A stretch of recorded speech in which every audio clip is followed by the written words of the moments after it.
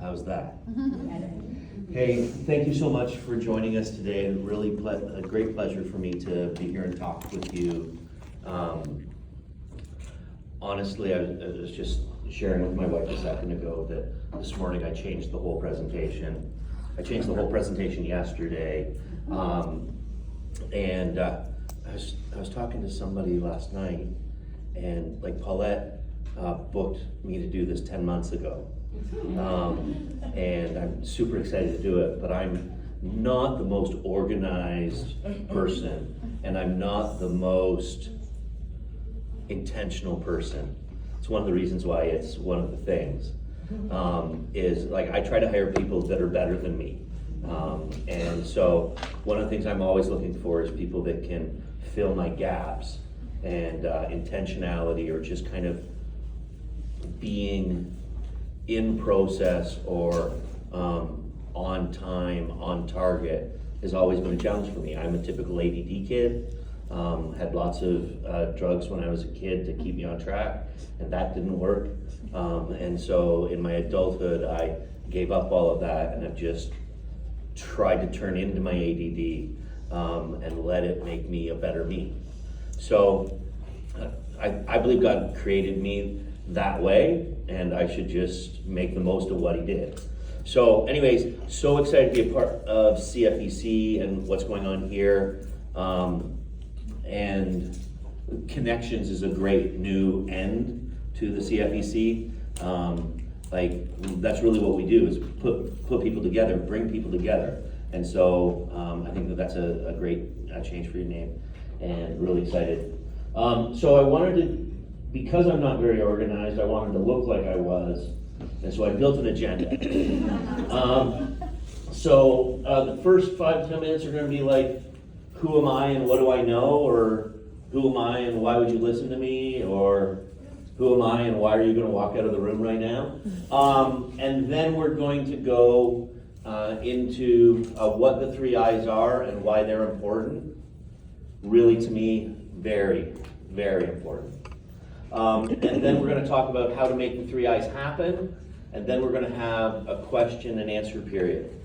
In the middle of that, I'm happy to engage in conversation all the way through. I want you guys not to fall asleep, and I all just had a lovely lunch, and so hopefully we can keep you awake by engaging you, and if I see you falling off, count on me calling you out. I wish the name tags were a little bit bigger, but we'll figure it out.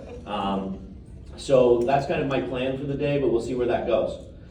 So again, my name's Dave MacDonald, and I'm the owner of the Better Together group. My family are also involved in the ownership of it. All 3 of my kids are working in the business with me now. I have twin boys that are 30. And they're single, and so if you're looking for someone, I have a daughter who's 25, and she just got married a year ago. Funny story about my daughter, I haven't told her this yet, but it'll be fun to tell it in front of you guys. Her eyes get so big when I do this. This is not in the script, by the way. So on Sunday, I got invited to Hannah's house for lunch, which is not a super uncommon thing. The uncommon thing was the in-laws were invited at the same time. So who has a young married adult that has had you and the in-laws over at the same time? And what did you anticipate to happen that day? It's the first time we've ever been to their house together. Yeah, I don't know. My mom would tell embarrassing jokes. Yeah, okay, that's fair. So what I was kind of hoping for was an announcement of some sort. Oh my gosh. Right? Like, who in their 50s isn't hoping for an announcement? It's been a whole year. We've been patient. No, maybe patient isn't the right thing. So that's who I am, and I like to embarrass my kids. The Better Together group, who we are and what we do. For our clients, for the people who pay us, we don't get anything from the candidates. For the people who pay us, we're helping them improve productivity and profitability through people. Okay, that's our goal, is to help businesses be more successful. And people can be a key component to that, and both on the productivity side. And if you're good at productivity, you can be good at profitability. And so then for our employees, and really we're more employee focused than we are employer focused. And most of the employers get a little bit uppity about this when I tell them that, but I don't care. The reality is the thing that gets me out of bed in the morning is not productivity or profitability for someone else. Like, I'm happy to be a part of that process, but that doesn't make me excited. The thing that gets me out of bed in the morning is helping people that are struggling to find a job and to make a connection, and find a job and provide for their families. So this is partly our mission because when I was in my 20s, I got fired from every good job I had. Now, the reason I got fired from every good job I had was because I'm a lousy employee. I'm actually fairly decent at running a business, and I'm a pretty okay employer. I think people like to work for us, but I don't work well for other people. I couldn't buy a franchise because I just could not follow the rules. There's just no way that would work. And so for us, it was really, it came out of feeding our own kids, and when Rhonda and I had twins at 25 years of age, I lost my job 30 days later. And I was out of work for 6 months. And so temping, working for a bunch of different employers in the same week was kind of how we put bread on the table. And I so much appreciated Vicky's story just briefly, that she was a beneficiary of Christian Helps, and now she runs the thing. And now she's running to do something else. So we wish you all the best in that, Vicky. Thank you. So that's kind of why that's our mandate, is because we needed it, and I got turned on to the staffing industry by applying for work during those days. Better Together Group believes that a good employee is a great investment, and a good job at a great company is hard to find, right? And so some of you have the pleasure of helping people get jobs at great companies. Now, Southwest is in the room. An amazing reputation for being a great company to work for. Some of you help people get jobs at crappy companies. I'm not accusing you of that. Only you know how great or bad your company is to work for. But not every employer is a great employer. And so one of the things that we really try to do is we cull out the people that we wouldn't want to work for. I don't need the money bad enough to work for people that I wouldn't be willing to see my kids or somebody that I know and love go work at it. So a good job at a great company is hard to find. Who here, if you could raise your hand with me, my hand's already up, but who here has made a bad hiring decision in 2023 or 2024? Right? I maintain, and I'll show maybe a little bit by the numbers in a minute, that I think everybody has, and maybe you don't know it yet, but it's the numbers are startling to me as I prepared the presentation. I'll tell you just a little bit about the 3 flops I made in Florida. Okay, I've hired 3 people in Florida in the last 24 months.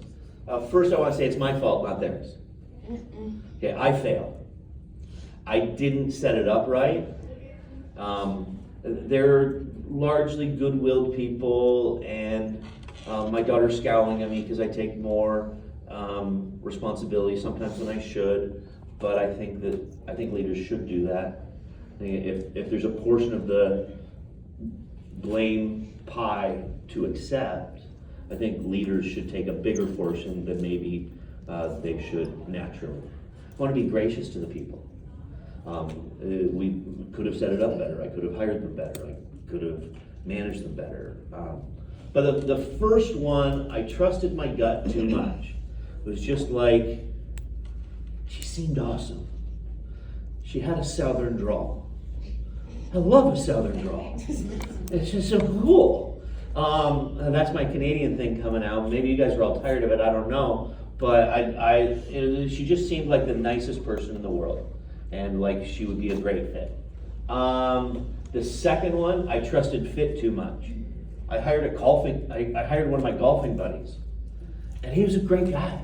And he and I had a great time on the golf course. And we were like, I knew his work ethic would be there. I knew that he would be honest with me. He didn't cheat on his golf score. I don't know how you do that. He was a really great guy. I trusted the fit too much. And then the last one, because I'd had 2 other failures, I trusted an outsider too much. You know, a guy who knew me well and helped me find the candidate, but I maybe didn't vet the candidate as well as I normally would have because it came on a recommendation of somebody that I trusted. So in the first one, I really didn't assess integrity well enough. Her work ethic wasn't there. It just wasn't. She was a nice person. She had a sweet southern drawl, but she didn't show up. Like, I don't mean like to the office, but when she came to the office, she wasn't at the office, if you know what I mean. Ever had a placeholder like that? And then the second one, I overemphasized intentionality. This guy was so put together. He was like just, he's that guy who in the back of his car, he's got a little golf set up so his shoes go in this spot and his ball markers go over here, and like my golf bag's a mess. I got clothes in it from 3 years ago still probably. It's just like I am run and gun. I throw it in and pull it out, and I'm ready to go at any time. It makes me fun if you want to invite somebody last minute to do something, but my life's a disaster, except that I have a wife who takes really good care of me and generally keeps me out of trouble. And occasionally allows me to get into trouble and doesn't kill me for it. Right? So I overemphasized intentionality. And then the last one, I overemphasized intensity. This lady was intense. She was like bat crap crazy, but she was intense. And so when you see the intensity, and like she was, like you could just tell she was going to bring her fullness every day. You just didn't know if it was Jekyll or Hyde, and that was the problem there. So I don't even have answers for how you fix all those problems, but those are the problems I've had.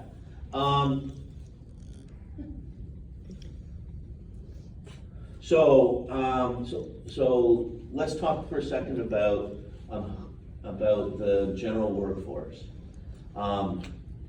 What percentage of the general workforce fail or leave their role within 18 months, do you think? 80%. Sorry? 80%. 80%. Dang. Okay, that's a lot. Go ahead, anybody else? 35. 35? 42. 42? 56.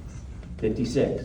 Yeah, so that number is actually, I guess I gotta go forward one, and then I'll come back and ask the question one. 46%. Ooh. 46% of people fail. And failure for me is get fired, quit, or like drastically underperform. And so do you think, and if you saw the number on the next slide, please don't mess me here. Do you think that the executive failure rate is larger or smaller than general workers? Larger. Smaller.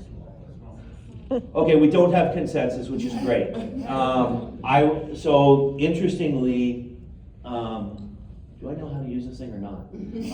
The failure rate is notably higher among executives, with nearly 50% of new hires failing within 18 months. That's startling to me. I saw another figure, and I don't think I have, oh wait, maybe I do. Yes, I do. New hire failure rates by job level. Down here, we're not going over all of these. 40% of CEOs fail within 18 months. Fail outright. I like to just say I'm leaving after 10 years. Right? Absolutely. Absolutely. Vicki, you've been a resounding success. So 82, this number here, 82% miss the mark. A high managerial talent, 82% miss the mark of their hiring decisions. So like, nobody really knows how to do this.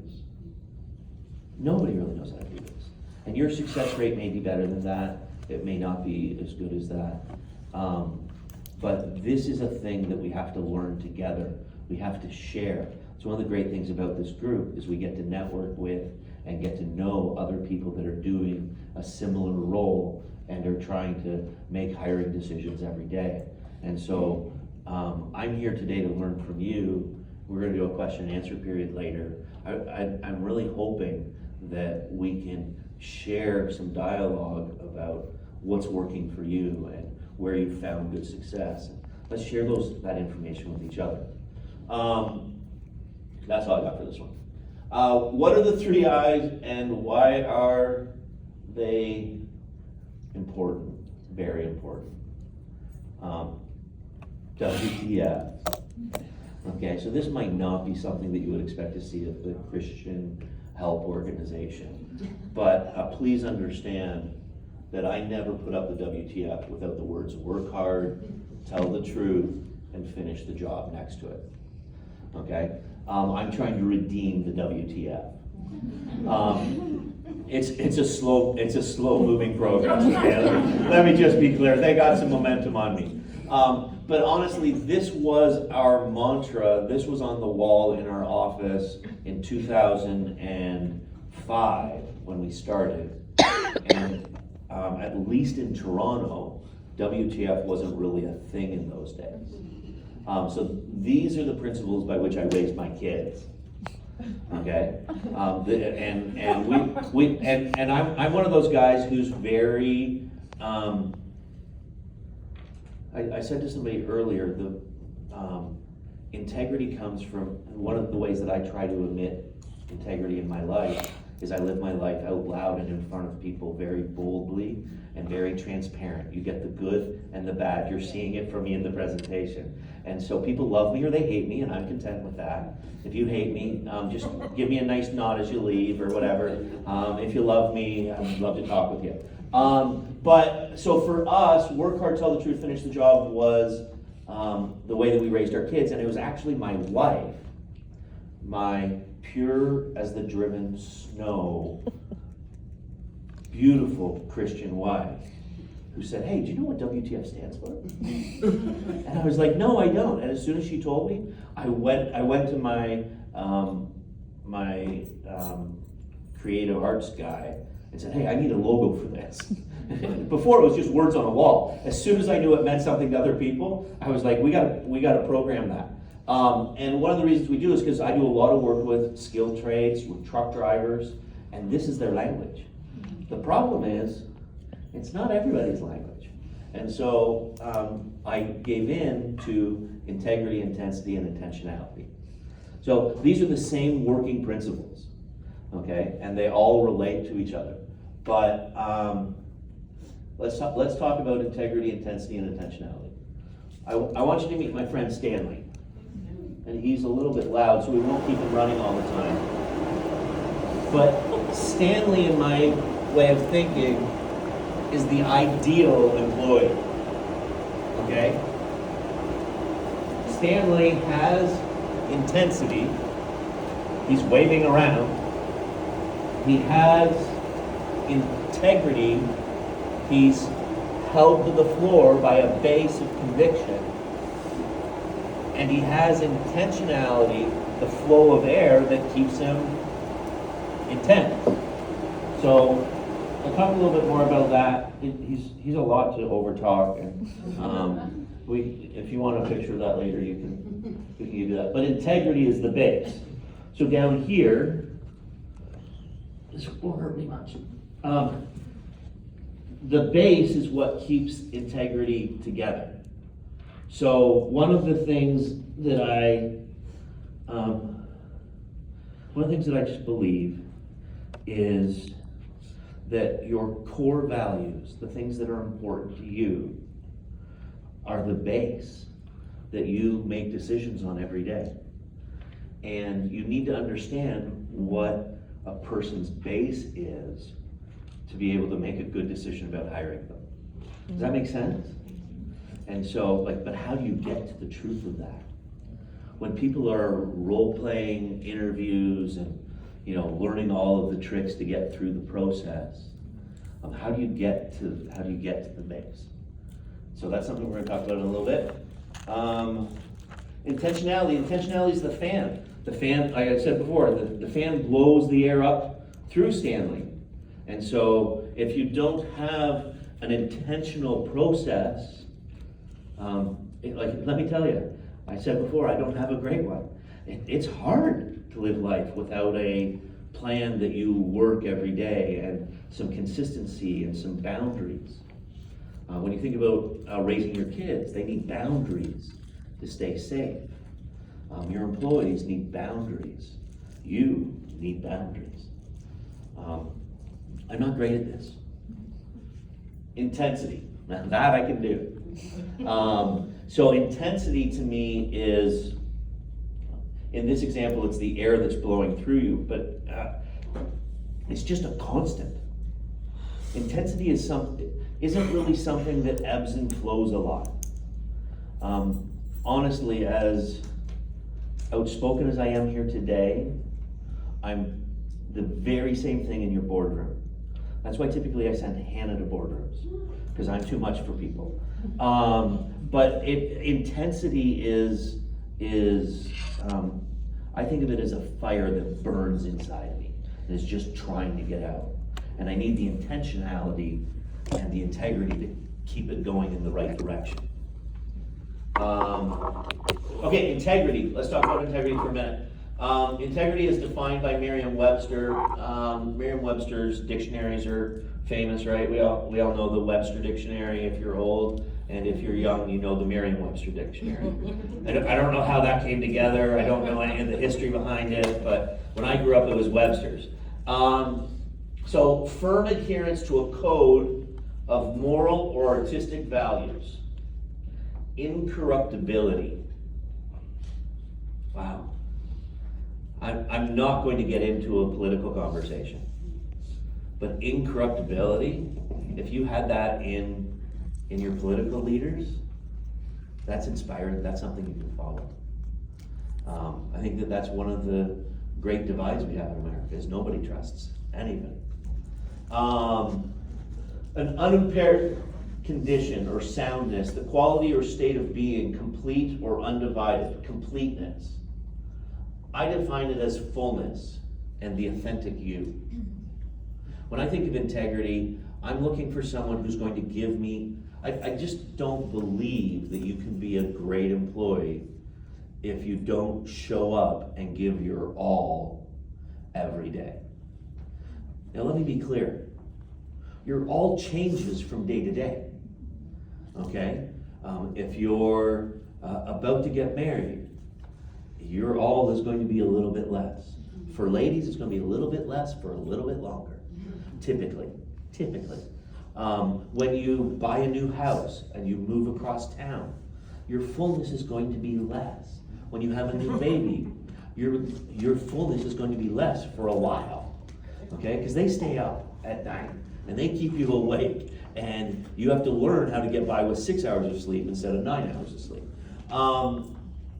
So that's my definition of integrity. The authentic you, your real self. Okay?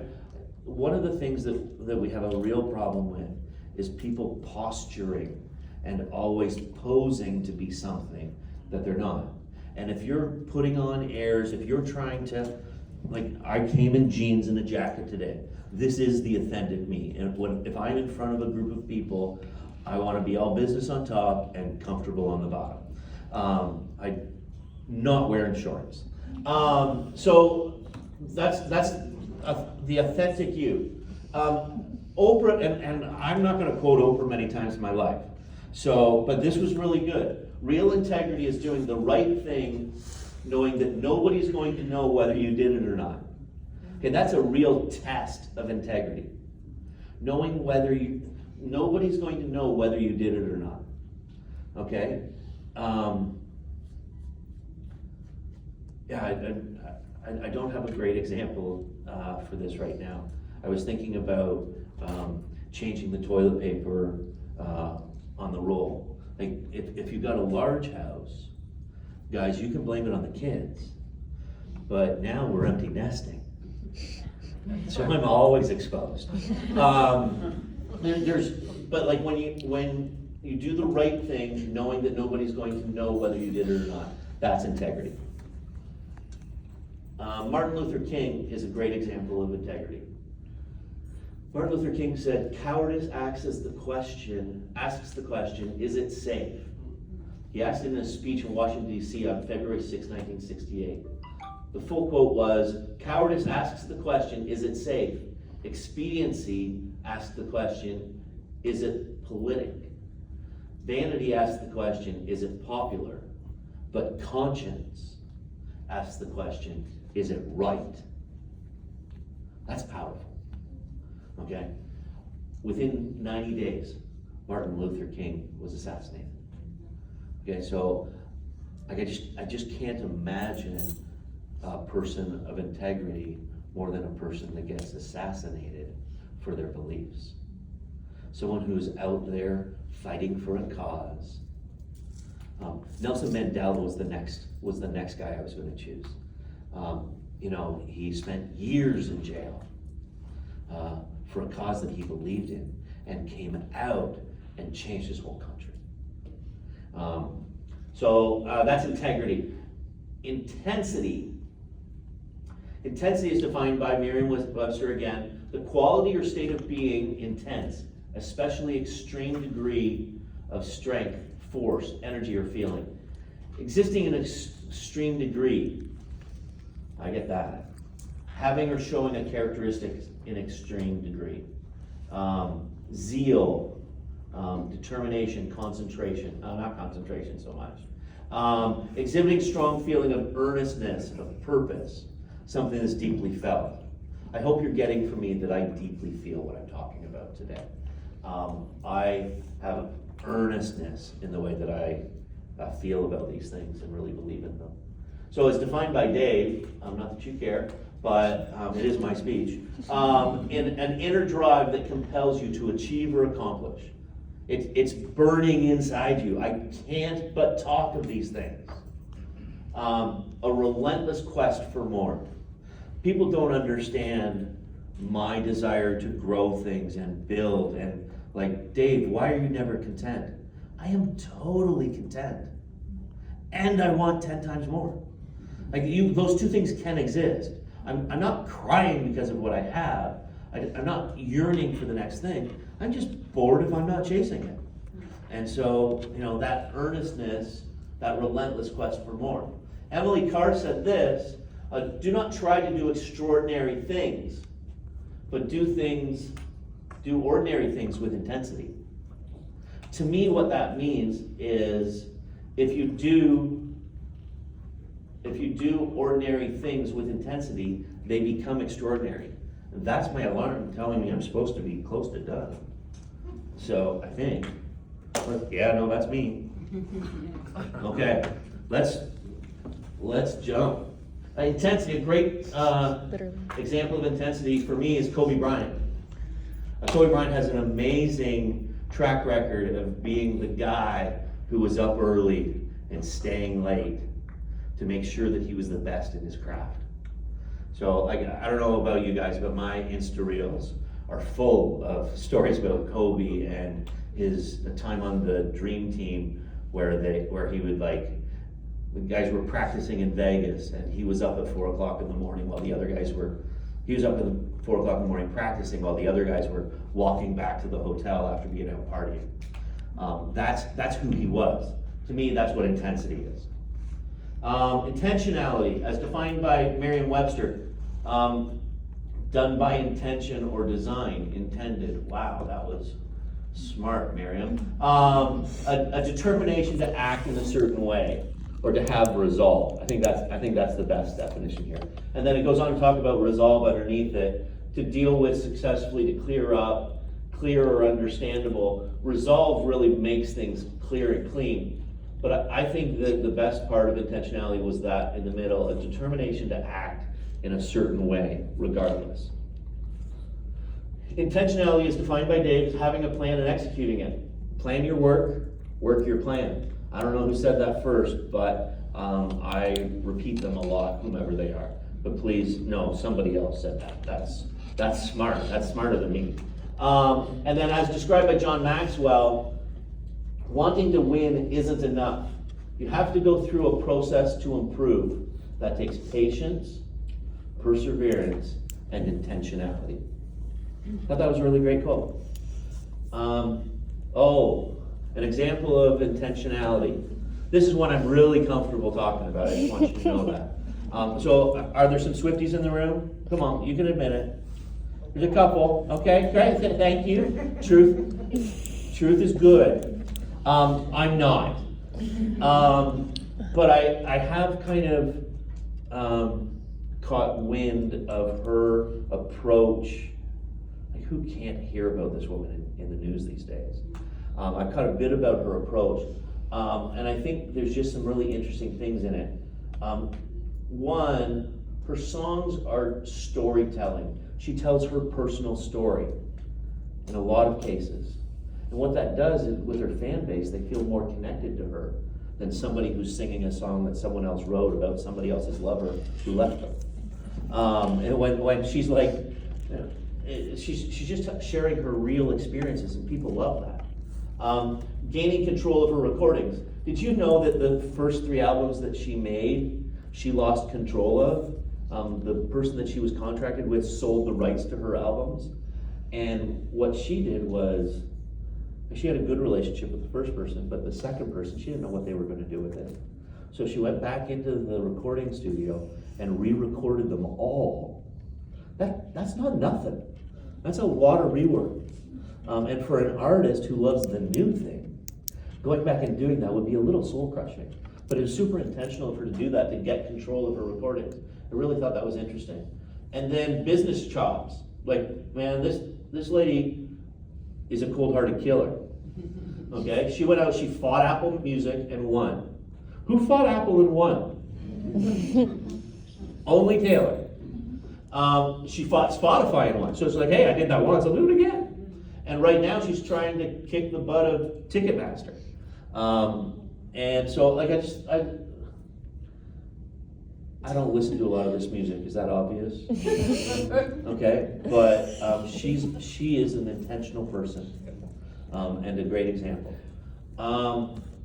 Here's a strange example for Florida, and I'll close this with this. I'm sorry that this went longer than I anticipated.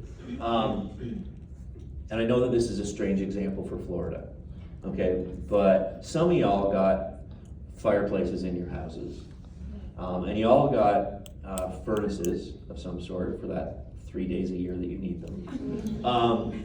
But to me, intentionality is the chimney, or from a furnace, the ductwork that goes through your house and gets the heat to the right places. Okay? Intensity is, as I've said before, the fire that burns. Okay?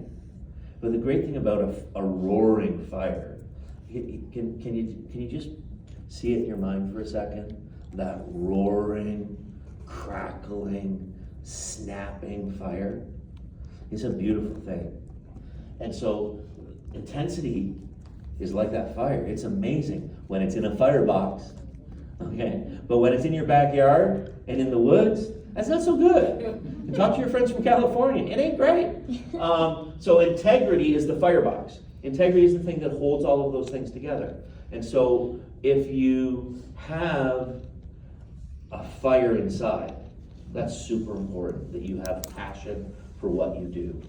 And your passion needs to be contained by a system, something that controls it and guides you through life. That's what the integrity is. And then intentionality, like the reality is you just don't get anything done without intentionality. Okay, I promise you, you spend a lot of time spinning your wheels without intentionality. You need to have a system within which you work And hopefully you have built that for yourself. But everyone does better when they have a plan and they work their plan. So thank you very much for your time today. I think that's all I got. Couple minutes for questions before I jump up there. Okay, great. I can talk. Okay, are there any questions, folks? Anyone want to challenge me on this? I'll steer you a direction, get Yeah, the go ahead. conversation rolling. So if these are all really important things, and as they are, how do you see it in an interview? When you're sitting across the table from someone, how do you start to see that come to light? What's like the trigger point that goes, oh, I can see this, or I know that? She's so much better at this than I am. If you hit the QR code, you'll find our How to Hire Employees book, and it's free. Or you can go to a website where you can see Hannah and I talk about these things, called X2, the Z, X2Z.org. And we'll mail you. We'll send you the PDFs. We'll get you everything. Yeah, we'll get you everything you need. But yeah, for me, the real way to do it, you have to ask questions. You have to be inquisitive. You have to be interested in the person. You have to be listening and drilling down. The first answer to the question is never the real answer to the question. That's the rehearsed one. And so what I would say is, there's like one of the key things that I use is just the phrase, tell me more about that.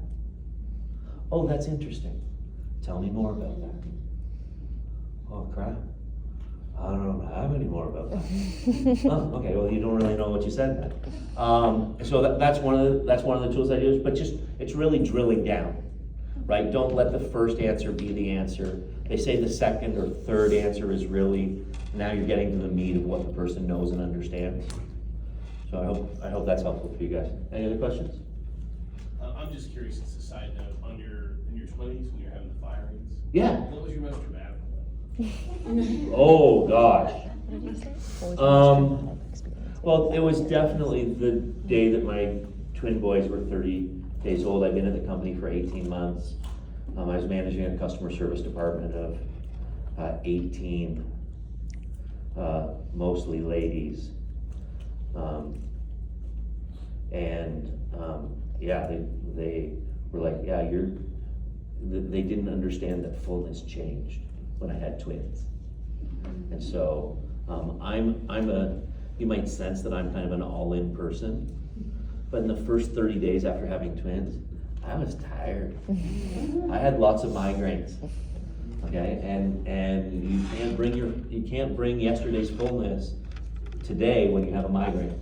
You can't. You can fake it, you can lie to people about it, but if you are driven by telling the truth like I am, you just can't do that. And so that would be the worst one. I remember driving home with my brick phone, crying, not having told my wife yet, calling a friend and saying, what do I do? He's like, you calm down, you trust God, and you go tell your wife. And by God's grace, I did all of that, and my wife received me very warmly. And like, you gotta understand, that was like the 7th job change in 6 years. So she was dealing with a lot. She could have, maybe she should have yelled at me, but she supported me in a really great way. So and also coming out of that, I took the next 6 months to go to school at 2 different institutions at the same time without telling each other. It's not lying if they don't ask. And so I was able to finish my degree very quickly. And that worked out really well for us. And I took a new position once I had a degree at a 40% pay increase. So God was good. Thank you so much. Thank you so much.